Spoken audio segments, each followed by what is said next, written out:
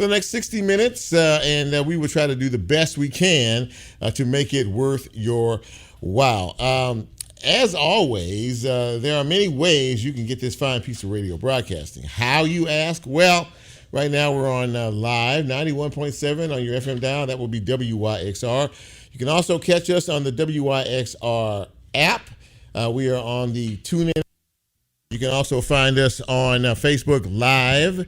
And when the show posts tomorrow afternoon, you can catch us on, when the show posts tomorrow afternoon, you'll find us on YouTube. And, of course, as we are a podcast, you can always find us wherever it is you get your podcast. Well, I don't know where you were this morning, but, boy, on my way to work, it was really storming for a while. We had back-to-back storms. Things moved out for a while. Had a little more rain this afternoon, but things have cleared out. It's nice. It's pleasant right now. That doesn't feel too bad at all in terms of the temperature. We're going to see temperatures in the low 90s for the remainder of the week. Could see a splash and dash shower here or there, but don't let it ruin your fun or your joy. So did we all have a good weekend? I hope that you had a good weekend. Weather wasn't too bad at all, and I hope it was uneventful but good nonetheless. I'm getting excited because football season is literally right around the corner, another week or two, and we'll be back in action in terms of that. So today was the first day of school for Memphis City, Shelby County Schools, Bartlett, Lakeland, and a few other school districts today. Congratulations. Back in session today, the faculty, staff, and students, or as my wife says, one day down, 179 to go. That's how teachers think. You can always tell about that. But in any event, congratulations. We're off to a good start, and we hope that this is going to be a good school year. As far as the show tonight, I think we have three relatively strong guests that we want to bring to you tonight. Mauricio Calvo. Mauricio is the CEO of Latino Memphis. But he is also was recently appointed to the Memphis and Shelby County School Board, the first Hispanic on that board, and of course, a great guy, brings a lot of compassion to the position, and I think he will do quite well as a board member. He's going to have his first interview with me in this position in just a few minutes. Looking forward to chopping it up with him and finding out what's on his mind. Also, a little bit later on in the broadcast, Candace Freeman. Candace works for Literacy Mid-South, and Literacy Mid-South obviously is what the name implies. We want folks to be literate, and a lot to do with that is your reading capability and your reading skills. Literacy Mid-South is actually recruiting tutors, part-time tutors to help folks in that particular area, and they will actually pay you for your time. We'll talk to Candace about that a little bit later on in the broadcast. We'll start the show off in just a few minutes with the good Reverend Dr. Earle Fisher. He is not only senior pastor of the Abyssinian Baptist Church, he's also the director of Up to Vote 901. In case you've been asleep, we have a big election coming up October 5th. That is going to set the wheels in motion for who is going to lead this city for the next 4 years. I know a lot of you are still undecided or not even much engaged in the process, but big mayor's race coming up, and as well as the city council. There is going to be a very important event hosted by Up to Vote 901, and that will happen this weekend. It's called the People's Convention, and it will allow you an opportunity to get up and close and personal with some of the folks who want to be in leadership the next 4 years. And we're going to talk to Reverend Earle Fisher about that in just a few minutes. First things first, though, on this August the 7th, we celebrate you. If you have recently made another trip around the sun, be it this weekend, be it today, or sometime this week, special is special. And of course, we like to celebrate you by doing a little thing we like to call the shout out. So if you are ready, we are ready here, but we can't do anything until I say, hit it, Brent. Happy birthday!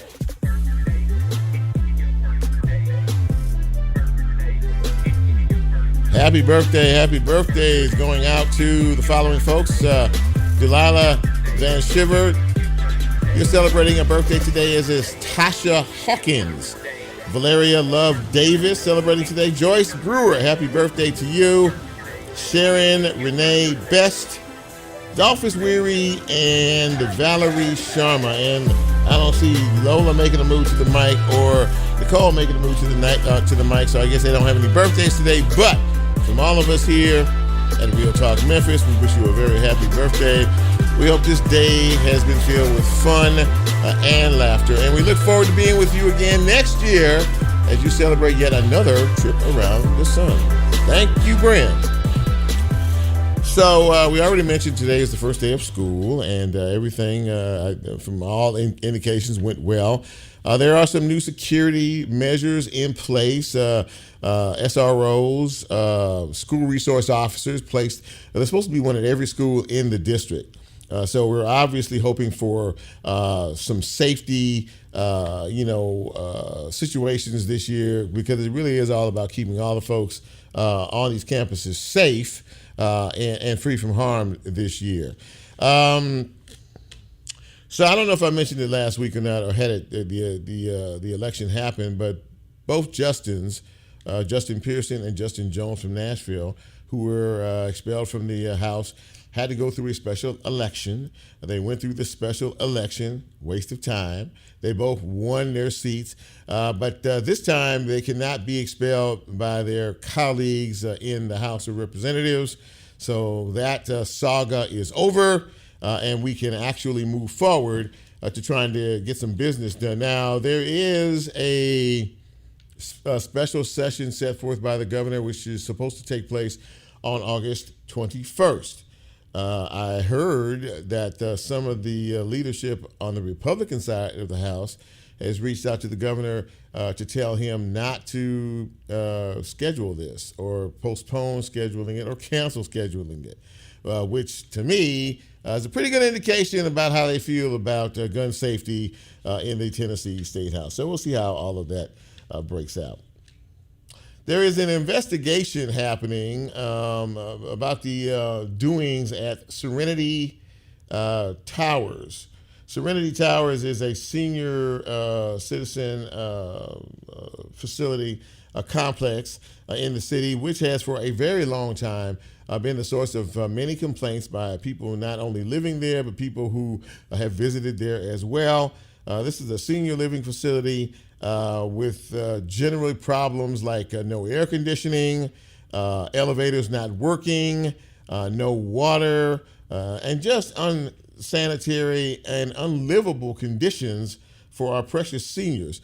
Well, State Representative G.A. Hardaway has recently toured the facility and has said that he will make it his singular mission to make sure that the people that own that property live up to being able to improve the standards of living of those who are living there. Can you imagine living on the 6th, 7th, 8th, 10th floor, and because the elevators aren't working, having to walk as a senior citizen up those stairs? The building oftentimes has no air conditioning in this 100-degree temperature. So I mean, it really is. It's just uncivil all the way around. He, along with Assessor Melvin Burgess, are working hard to try to uncover a lot of these issues and hopefully rectify those down the road. So, all of you who went to Memphis in May, just a couple of months back, had a relatively good time from what I'm to understand, but you caused a lot of damage.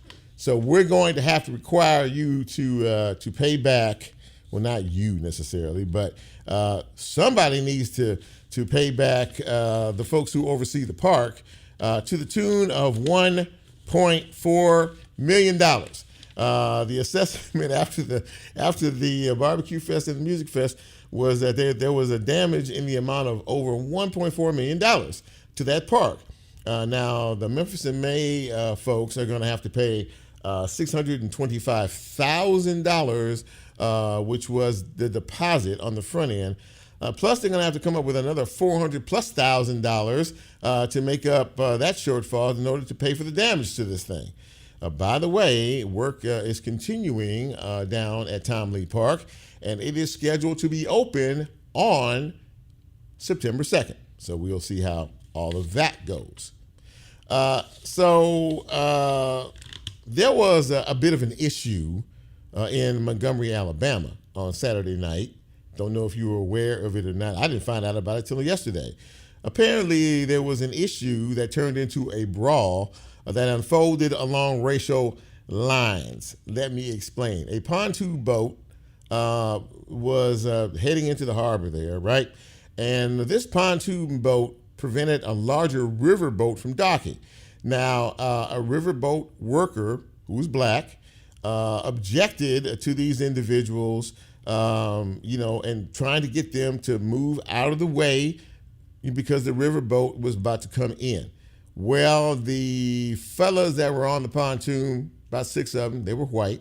They objected to being told that they couldn't put their pontoon boat where it wasn't supposed to go in the first place. So a few of them decided to attack the riverboat worker.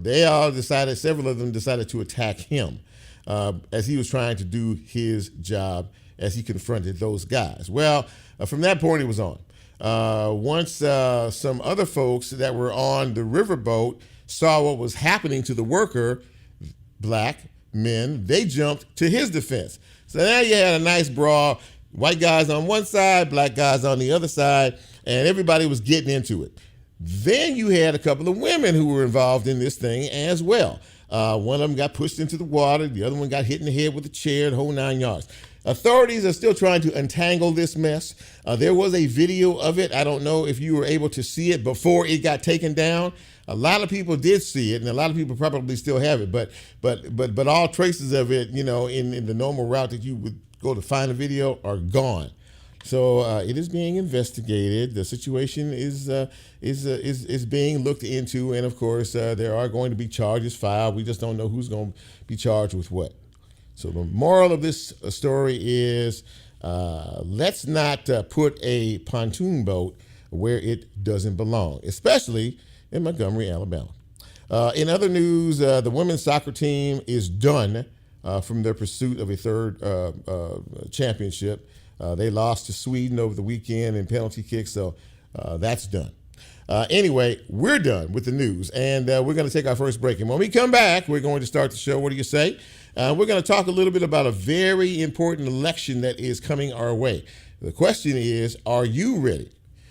We're ready, of course, right here. This is Real Talk Memphis. I'm Chip. You know who you are. Our first break of the night, and we'll be right back.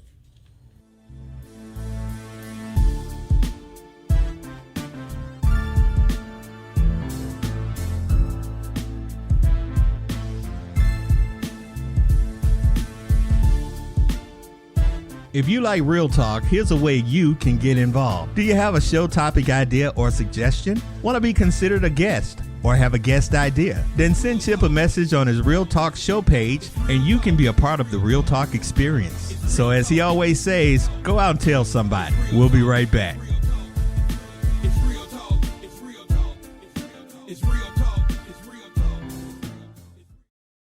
Crosstown Brewing Company is releasing their annual contribution to the autumnal celebrations with their Crosstoberfest Fest-style lager at their tap room on Friday, August 11th. This clean golden lager is akin to the original Oktoberfest beer with its light color and dry finish. More information can be found by checking Crosstown Brewing Company's social channels.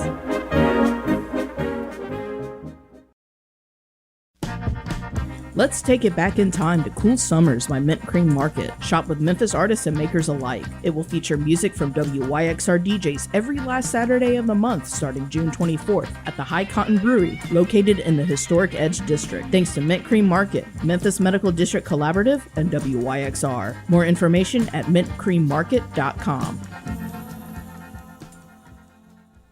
On November 17th, Minglewood Hall will host indie folk band The Head and the Heart. The night will begin with an opening set by indie pop artist Yoke Lore. More information regarding tickets can be found at minglewoodhall.com.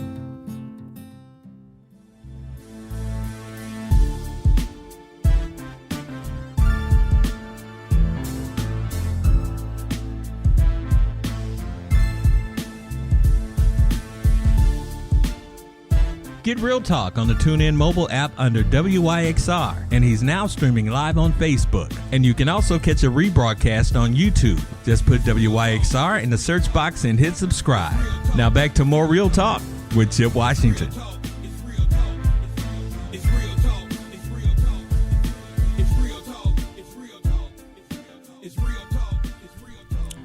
And welcome back to Real Talk Memphis on this Monday evening in the city. Chip with you. And as we spoke of at the top of the broadcast, there is a very important election that is happening in just a few weeks. We are going to elect a mayor and, of course, several members of the city council. To say that this is an election of consequence is really an understatement, because this is the first time that we have elected a new mayor where there was no incumbent in decades, and that's why this is extraordinarily important. But there is a major event this weekend that many folks need to be involved in particular you folks out there who haven't quite made up your mind of which of the 17 candidates running for mayor you're going to vote for. So I wanted to bring in a good friend and a man who cares a great deal about this city. He is the Reverend Dr. Earle Fisher, senior pastor of Abyssinian Baptist Church here in the city, and he's also the director of Up to Vote 901, which is hosting a very, very important event this weekend called the People's Convention. And Reverend Dr. Earle, it's good to see you, my friend. How are you tonight? Man, thank you for having me back on. Last time we talked, I was in Florida. I'm glad to be back in Memphis. And so appreciate you giving us the opportunity to invite people to add their name to the list of the hundreds who have already registered for the Memphis People's Convention this weekend, Thursday, Friday, and Saturday, August 10th, 11th, and 12th at the Memphis Sports and Events Center, which is 995 Earle Maxwell. So if you know how to get to the Coliseum, you know how to get here. But we are asking people, all of your listeners need to go to uptovote901.com right now. Scroll down to where it says register for the People's Primary. And please do us a big favor, do Memphis a big favor, and make sure you show up and stand up and speak up. We are not telling people who to vote for. We are giving people access to the information and the individuals so that we can help them make that decision for themselves. So thanks again for giving me a chance to talk about it. Man, absolutely that. And, it is an election of consequence. And you and I spoke, a few weeks back, not too long ago. And I asked you, if you could gauge the attention of where folks are in this process. Back then, I think you told me there was close to like 48% of the people spoken in reference to the election had not made up their minds as of yet. Now, what you said a couple of minutes ago gave me a little bit of encouragement that hundreds are starting to pay attention and understand maybe the importance. So are folks starting to focus in a bit more on this election? Well, I think it's hard to tell. We'll probably know more by the end of the weekend. And it's hard to tell because the field is still convoluted. I mean, there were 20 mayoral candidates. Now there are 17. But still, you have not heard a whole lot publicly from some of the quote-unquote front runners.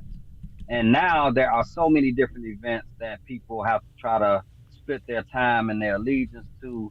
And it's hard to tell whether or not people are actually getting the information that makes them feel confident about deciphering between who is viable and who is not, and who actually aligns most closely with the majority of the citizens insofar as issues of import are concerned. Like the issues on the Memphis People's Agenda, issues like the Memphis City budget, which we'll talk about Thursday, issues like education, which we'll talk about Friday, issues about labor and wages. We'll hear from some of those people throughout the week, issues like housing and the environment, and of course the infamous front-running issue, which we will discuss on Saturday, right, which is crime and public safety. So I think people want to get more access to the individuals outside of stump speeches and political talking points. But one of the things that's very valuable about the People's Convention, Chip, is not only the information, it is also a structure test. Because if I am a candidate running for office, whether it be city council single member district on Thursday, city council super district on Friday, or the mayor's race on Saturday, I get a chance to see how I've been able to mobilize my constituents. So we've been in relationship and conversation with several of the candidates with our meet and greets, which we talked about several weeks ago. The Right. meet and greets that we held in places like Lamona College in South Memphis, or the Orange Mound Arts Council, or the New Chicago CDC, or the Levitt Shell, or at the Land Southland Southland Mall. Mall. Right. Yeah. Mhm. Right. Yeah. Yeah. Right. So if you have been organizing and engaging your constituents that you hope will turn out to vote for you in October, here's a chance to flex your muscle. Get them to come to the People's Convention to make sure you get the nod for that. But I think what we'll probably see is a whole lot of people who don't want to face the music about their viability or lack thereof, or definitely don't want to face the music insofar as the issues are concerned and having to address those issues in a very tangible and concrete way.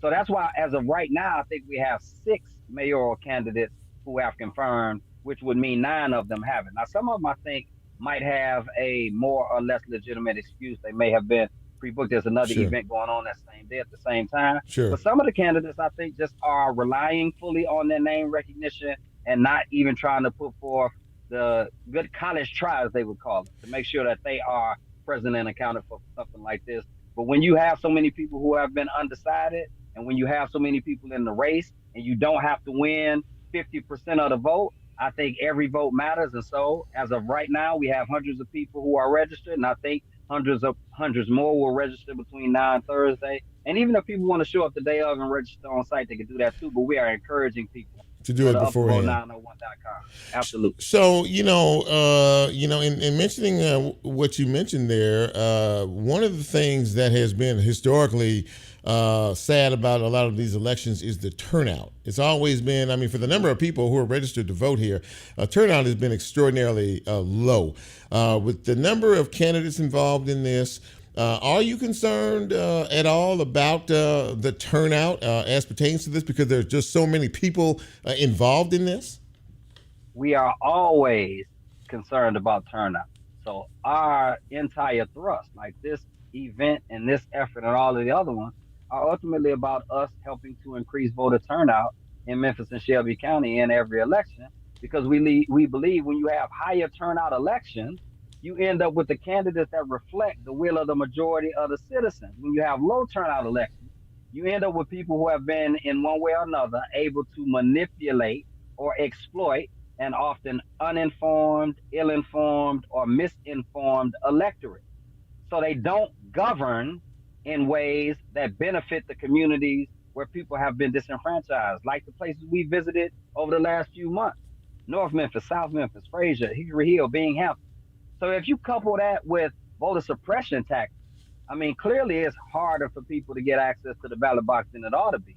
But it's also a byproduct of people not feeling like they have enough information.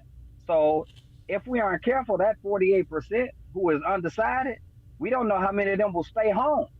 And we don't want that to happen. What we want is as many, and I wish every candidate would be committed to this, but they're not, Chip. And we know that they're not, because we haven't seen a lot of them seek to even expand the electorate, let alone ignite the electorate. I think too many of them are okay if they get in office and only 10,000 people or 15,000 people voted for them. Yeah. That should not be what we want, because I don't think that would get us the type of administrative and executive leadership at the city council level and at the mayor's office level that we actually need.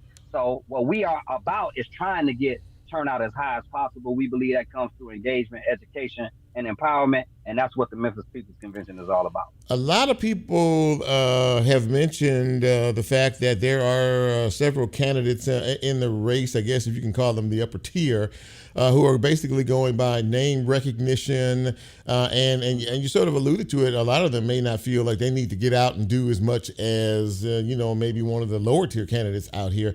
But that really is at the heart of the problem, because people tend to feel disenfranchised and not important in this process. If you're a candidate and you don't feel like my vote is important to you, then why should I feel that going to the polls is important? And that sounds like exactly what you're trying to say in all of this. Yeah, I think you are definitely, in the amen corner of it all, if I could evoke some black church vernacular.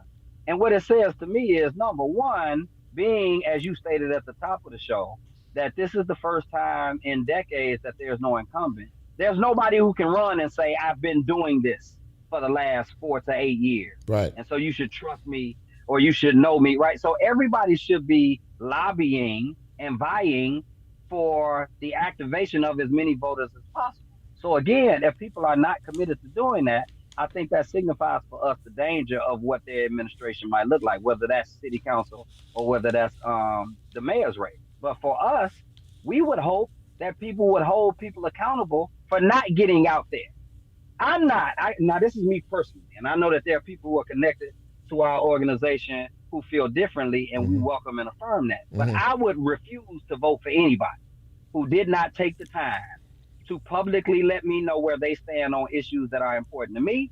And I would do what I can, even in the midst of my busy schedule, to avail myself at the events where they are present and accounted for, so I can make sure I heard from them directly. I've already attended 4 to 5 mayoral debates, and not to mention the meet and greet sessions that we've hosted. Sure. I'm talking about the debates themselves, Sure. because I want to hear from people on the issue. And so I would hope that people who are watching and seeing candidates choose not to show up will hold them accountable for not showing up. If they don't show up for you on the campaign trail, don't show up for them at the ballot box.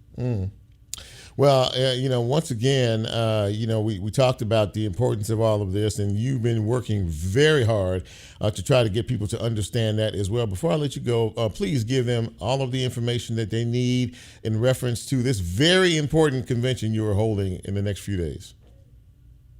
So again, we will be Thursday, 6 p.m. to 8 p.m., Friday, 6 p.m. to 8 p.m., Saturday, 12 p.m. to 2 p.m. at the Memphis Sports and Event Center. Is right behind the Coliseum, it's in Liberty Park, right next to the Pipkin building. Go to upthevote901.com, scroll down to where it says register. If you got any questions, email us at upthevote901@gmail.com. You can catch us on social media, upthevote901 on Facebook, upthevote901 on Instagram. Please, brother, sister, friend, Ken, please, ma'am, please, sir, do all you can to be present and accounted for. Thursday, we will caucus around the single member districts for the city council. On Friday, we will caucus around the super districts for city council. And on Saturday, we'll caucus around the mayor's race. Thanks again, Brother Chip. I appreciate you, man.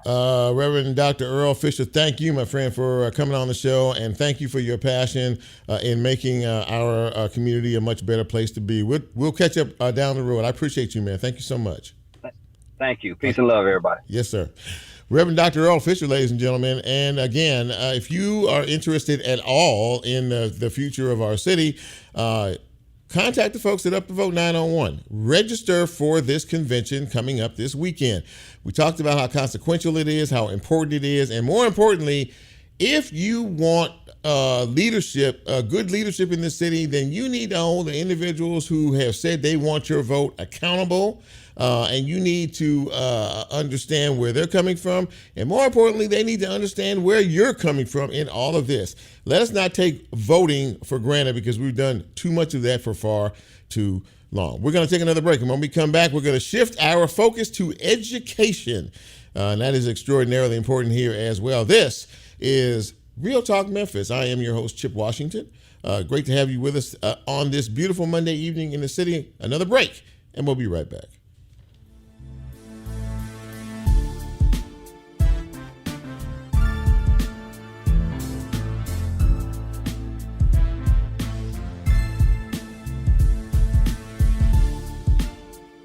If you like Real Talk, here's a way you can get involved. Do you have a show topic idea or suggestion? Want to be considered a guest or have a guest idea? Then send Chip a message on his Real Talk show page and you can be a part of the Real Talk experience. So as he always says, go out and tell somebody. We'll be right back.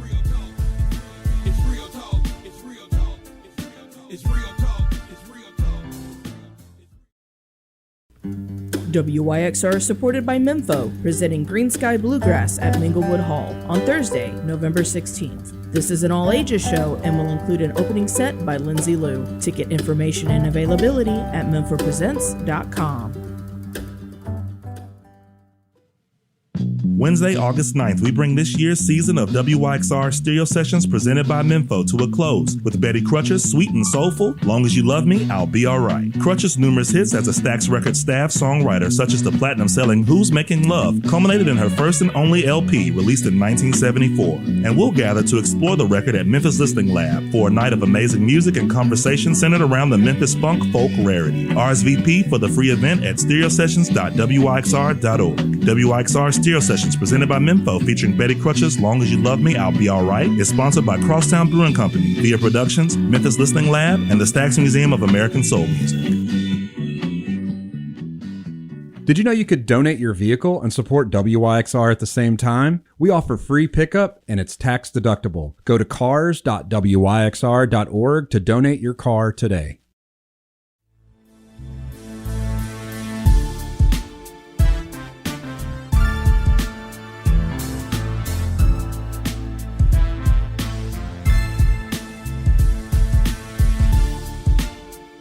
Get Real Talk on the TuneIn mobile app under WYXR, and he's now streaming live on Facebook. And you can also catch a rebroadcast on YouTube. Just put WYXR in the search box and hit subscribe. Now back to more Real Talk with Chip Washington.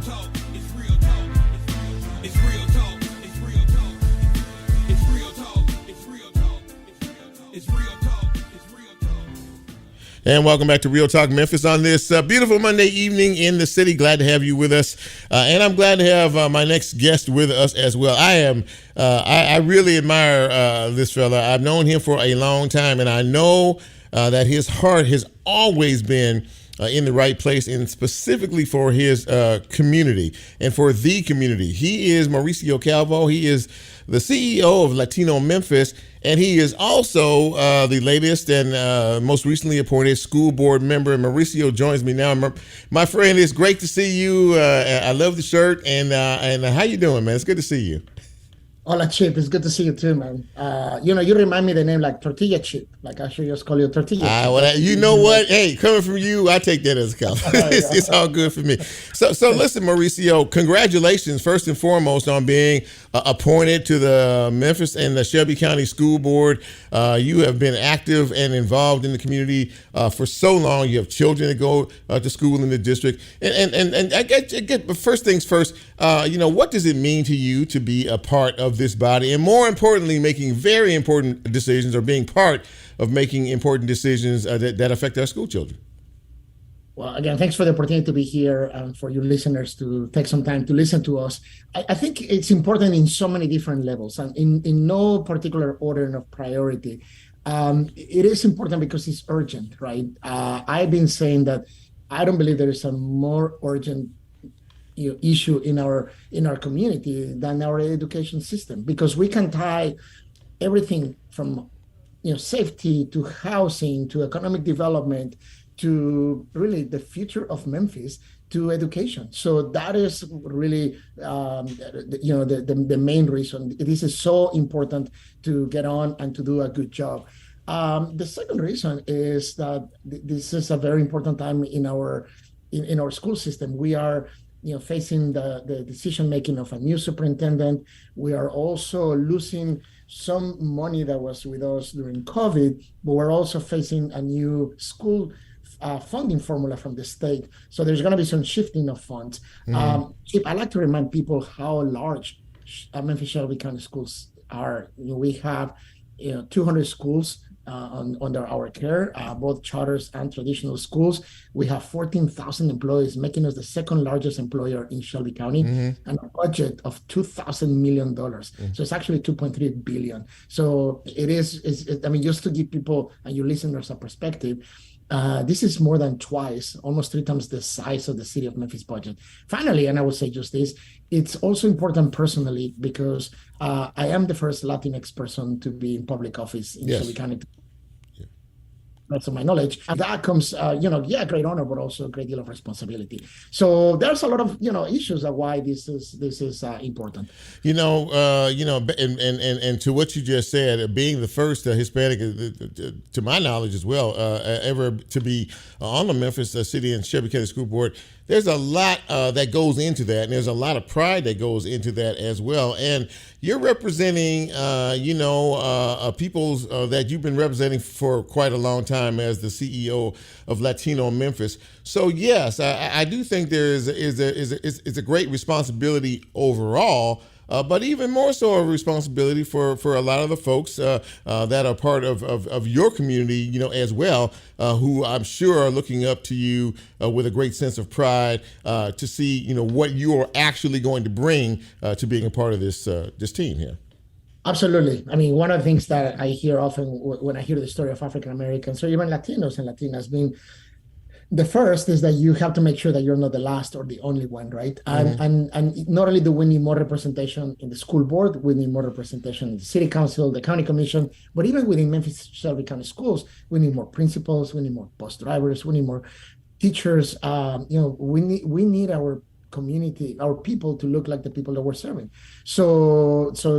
But to your point, there are specific challenges that every community has. And as I was telling a parent earlier, I'm not here just representing the Latinx community. I'm here representing everybody. But of course, I am Latino. I'm very proud of that. And I want to do a good job for my community as well. I read an article recently, I think that you did for one of the newspapers. And really, one of the things I think that you value most and that you really want to focus on with a laser vision is really the accountability and the responsibility and the accountability of the Memphis and Shelby County School Board. You and I know, and we've all seen the news in the past and the headlines and everything. There seems to be a bit of an issue in terms of that. Of course, a lot of that stemmed from the superintendent search, which is ongoing now. It's kind of started all over again. But I know you understand that coming into it. So really, you want to, as you said earlier, there's an accountability issue that goes along with this, but you want people to be able to trust the process. Talk a little bit about that. Yeah, it's a great question. I think we have lost confidence in our political systems and in our public systems, and that's an attack on democracy. We have to make sure, now that I'm on this side, to do everything that we can to give people trust in the system, right? To give people trust in the system. It's and I get it. Like as I am starting to learn a little bit more, it's so complex. Look, I'm not. I know this is radio, but here's a visual. There you go. Oh my. Yes, sir. You got to. Yeah. It's a lot, right? It is. So that doesn't mean that we don't have to be transparent. But for those of you who are just listening, here's a good 4-inch binder with thousands of pages of information. So I think part of that is we just have to do a better job in Memphis Shelby County schools disseminating this information, explaining folks why things are the way they work. I'll give you an example really quick. Thousands of parents registered this weekend for school. Yes. For the school that began today. Yes. I don't have the exact number yet, but I was at an event on Saturday, and the line, you read the story in the paper. There were probably 4,000 people there for other reasons, but many of them to register. Many of schools today, were having long lines of on-site registration. I wish people understood that unless people are registered in the school, we cannot legally hire enough teachers to serve on that school. So if we wait until the last minute, now we're hustling getting teachers assigned to particular schools. So we've been doing this for a long time. So we kind of know where students are going to be. But we're uncertain to a degree, right? So people may be like, oh, this is not transparent. So this is a two-way street. I think the school system needs to do a better job communicating, explaining to people, but also there's 110,000 customers, right? Students who come to our schools every day. And that's not an excuse that because it's so big, people can get lost. I mean, Chip, if you think about it, everything is so big here, from how many security guards do we have to how many forks we need to have, for lunch every single day, right? Mm-hmm. So if you think about it, we use millions of forks in a month, just as an example. So there has to be, I want to do a better job explaining and communicating to people how the process works. I saw you along with Michelle McKissick at a press conference today held by the interim superintendent, Tony Williams, and talking about the fact what you just talked about. You always need teachers, always good quality teachers, but you're trying to balance one end versus the other end, like you said. And a lot of times people really don't understand the process, but they want something to be done. They want this or they want that.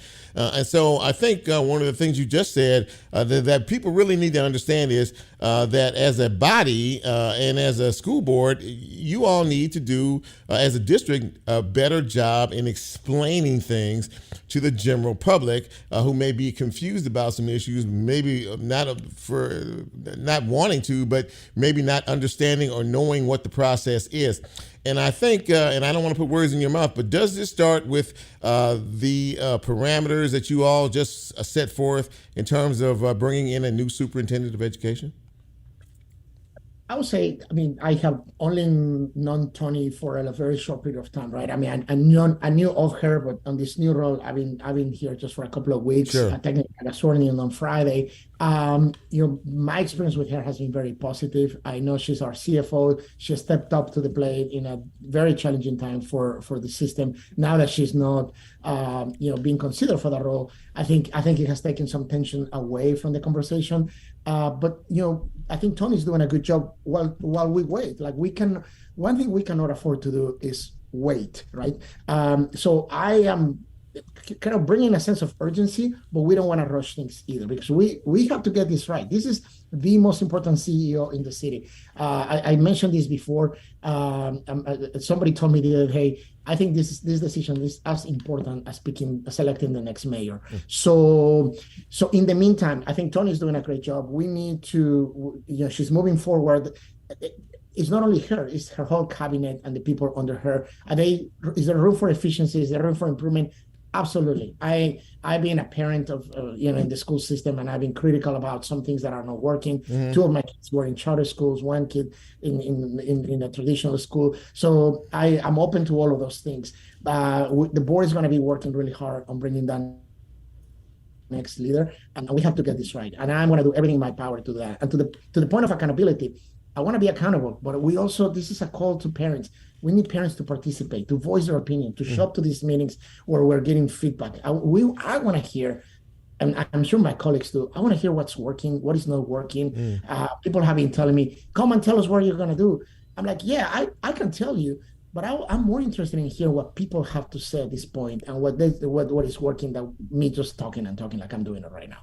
Absolutely, and when I heard that you were the choice, I really celebrated that. I thought that for many various reasons, you will bring a sensibility to all of this. You bring a completely different perspective from the Latinx community as well, but more importantly, as a concerned citizen. Mauricio, listen, I'm very proud and happy for you. I know you'll make a positive difference. And listen, I want you to come back on the show as you get more into understanding the functions of what it is that you all have to do as a board, and as we get maybe closer down the road to choosing another superintendent of education, you're always welcome back on this show, man. And I look forward to getting some progress reports to you as time moves forward, my friend.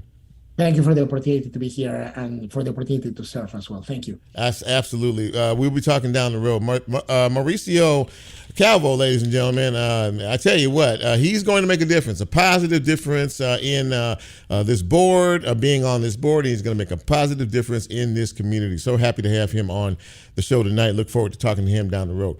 We're going to take another break, and when we come back, we are going to talk about, we're going to stay on the education theme, kind of, sort of. We're going to talk about reading, and not only is it fundamental, it is necessary, and we'll tell you how you can get involved.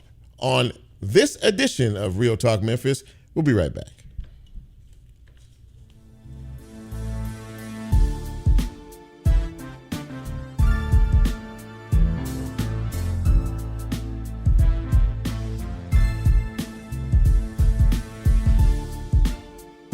If you like Real Talk, here's a way you can get involved. Do you have a show topic idea or suggestion? Want to be considered a guest? or have a guest idea? Then send Chip a message on his Real Talk show page and you can be a part of the Real Talk experience. So as he always says, go out and tell somebody. We'll be right back.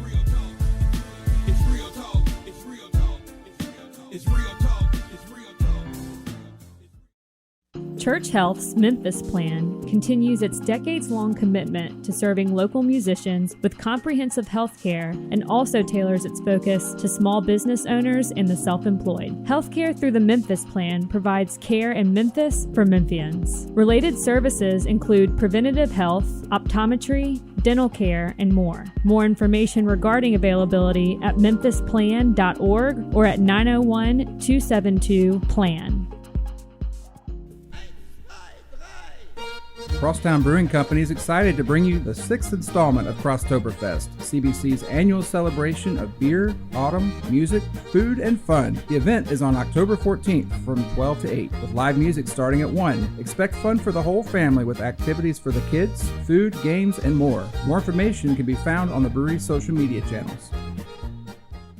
MIFA's Meals on Wheels program serves more than 700,000 meals to seniors across Memphis and Shelby County each year. MIFA depends on volunteers to deliver many of those meals, and the volunteers may be the only person the seniors see that day. If you would like to be part of MIFA's long tradition of service and to learn more about volunteering, more information can be found at mifa.org/WYXR.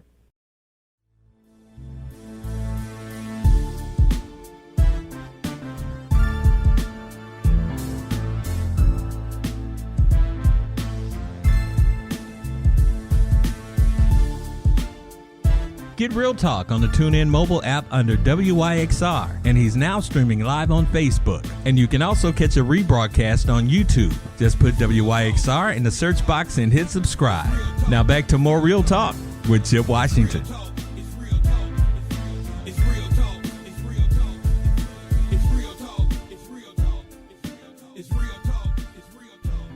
And welcome back to the big broadcast. This evening, we talked about this at the top of the show when I was running down our guest list. And of course, Literacy Mid-South is an organization that is dedicated to making sure that so many are able to read, comprehend, and understand. But like a lot of organizations, they need help, from the community. And I read and I heard a story about them recently and their effort to hire tutors. They want to hire about 100 part-time tutors to help folks learn how to read better. And so I wanted to find out more about this, so I invited to the show Candace Freeman from Literacy Mid-South. And Candace, first of all, again, welcome to the show. Very happy to have you. And more importantly, thank you for what you all are doing as an organization to help so many, do better in terms of reading, comprehension, and understanding. We really need that, and we appreciate you. How are you doing tonight? I'm good. Thank you, Chip, for letting me come on and just talk about this really amazing opportunity that we have happening at Literacy Mid-South right now. So when you all were putting this together, what were some of the target points? What were some of the bullet points that you felt that you needed something like this to happen, and really how so many in our community can help so many others? What brought you to this point? Yeah, so we saw a need at Literacy Mid-South coming out of the pandemic, right? And students not being able to go in school in person. And so we saw a need where students were lacking some of those core reading skills that you kind of need to be in school to get those touch points with your teacher. And so we were trying to figure out what is a way that we can support Memphis, Shelby County schools in trying to help students retain not only the knowledge that they gained over the pandemic, but also grow in some of those areas of loss that they had during the pandemic. Many people, and really all of us, didn't realize until we were sort of in the midst of this global pandemic how much it affected so many in so many different ways, and you laid that out perfectly. Now that we're on the backside of it, thankfully, and we'll stay on the backside of this. I guess we're sort of starting to catch up a little bit. I guess, would you say that things in the world that you deal with on a daily basis are starting to normalize themselves, or was the deficit that occurred during that particular point in time of the pandemic really more than even you all thought? I will say that I was actually a teacher during the pandemic. Okay. I was teaching high school English, and so I saw firsthand while in the pandemic and that year after the pandemic, just the deficits that occurred because students essentially missed a year and a half of school almost, right? And so when you're thinking about elementary age students, that's foundational learning that they've missed. And so when we think about where we are today, a lot of schools, including a lot of Memphis, Shelby County schools, have had to go back and like rebuild that foundation. Yeah. And so you are starting to see the fruits of that labor, of the more intentional focusing on those foundations, making sure that students, even if they missed it, are getting it. And as specifically with the age group that we're working with, second and third grade, these students are not as affected because they're kind of on the back end. So they're kind of coming in where they get the benefit of working with teachers and schools that have learned the lessons of the pandemic and how to implement for those students, how to give them what they need to grow as readers. That's interesting. You bring a different perspective to this because you, as you say, you were actually a teacher during the heart of the pandemic. Now, fast forward, let's talk a little bit about where we are now. You all as an organization are seeking tutors, part-time tutors, to help these folks out here, and you're actually offering them pay to become tutors. Tell us a little bit about all of that. Yeah. So our tutoring program is what we like to call high dosage, low ratio tutoring. What that means is students meet for 3 sessions a week for 45 minutes per session, Tuesday, Wednesday, Thursday during the school day. And so we are looking for tutors who are willing to work during those times. We start pay at $20 an hour. Wow. Because we understand, right? We want people who are going to come in and be committed, right? To helping us help support the school district in making sure students are on grade level. And this is for school-age children. Are these tutoring sessions that you're speaking of, correct? Yes. Okay. Yes, we work with second and third grade students. Now, what is the correlation in terms of that particular age group, second and third grade students, in terms of why that particular target zone? Is there some, metric in terms of that? In terms of, by second grade they need to be reading at this level. By third grade, I know third grade seems to be the target zone, but kind of explain that part of it. Yeah. So when we look at second and third grade, by the time students are entering into fourth grade, right? That's why we've seen what we've seen with the third grade retention law and students not like making sure that students are on grade level by the end of third grade. Yeah. There are some indicators that if by the end of fourth grade, students are not reading on grade level, their outlook for graduating is not as high, right?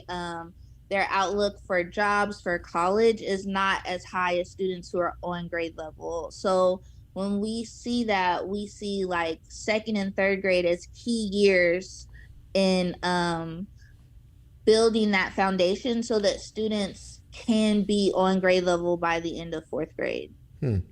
There really is a lot to that, and you know, I think that you know, as an organization who is specifically designed to the literacy end of things, you all see a lot that a lot of the rest of us who don't do what you do see. But in terms of the academic aspect of things, it is important to be able to help to get all of these young people up to a specific level. And what you said earlier about the part-time tutors, you know, we understand that time is valuable, but what you're looking for here, and I don't think people should be lost on it, is a commitment. Because if you're going to be involved in this, you're going to be committed to these young folks to help them to increase their skills, to be better suited as they continue to move on with their education, correct? Absolutely. And when we look at the tutors through the program last year and the connections that were made between students and tutors, right? Mm-hmm. When you are committed and you show up and you're passionate and the kids can really feel that you care and you want them to do better, it makes such a big difference. Just being able to go into schools and see kids excited to see tutors, right? That's not something that you would normally think, that kids are excited to go to tutoring, but they are, because they know that like in that time they're going to get really intentional time with someone who cares about them and cares about their performance in school, and cares about them knowing how to read, understanding what they're reading, and being able to do well in class. Candace, before I let you go, anybody who is interested, how can they get in contact with you all? Yes, if they go to tutor901.org, it will take them directly to the application page, and they can apply. It takes them to our application page on Indeed, and they can apply there for the position. Yes. Listen, thank you so much for coming on tonight, and more importantly, thank you for what you're doing for so many who need it in our community. Really appreciate you. And if you don't mind coming back down the road a little bit and kind of giving us a progress report on where things stand, we would love that. Oh, yeah, absolutely. I would love to do that. Absolutely. Listen, Candace Freeman, ladies and gentlemen, from Literacy Mid-South, thank you so much for coming, and I look forward to staying in touch, and we're going to be a partner with you in this effort as well. Thank you, and you have a great evening. Absolutely. We'll talk to you soon. You. You're welcome. All right. Great show, ladies and gentlemen. Once again, I hope that you enjoyed the guest that we had tonight and the information that they imparted to each and every one of you as Bryn plays this out. Really enjoyed the show tonight. You know, sometimes putting these guest lists together, you never know, but you know, I think we had a good combination tonight, and I want to thank Mauricio Calvo, Reverend Dr. Earle Fisher, and of course Candace Freeman for joining us tonight. More importantly, I want to thank you. However it is you're getting this broadcast, whether you're listening to us on radio or you're checking us out on Facebook Live or you're downloading the podcast, and I would always suggest that you download the podcast when it comes out as well. I really appreciate you. And in the meantime, in between time, please be careful out there. Watch out for the other person, because they may not be watching out for you. So for Nicole, for Lola, and for Bryn, I'm Chip. Have a wonderful week, and we look forward to seeing you in a week from now. So in the meantime and between time, we are out.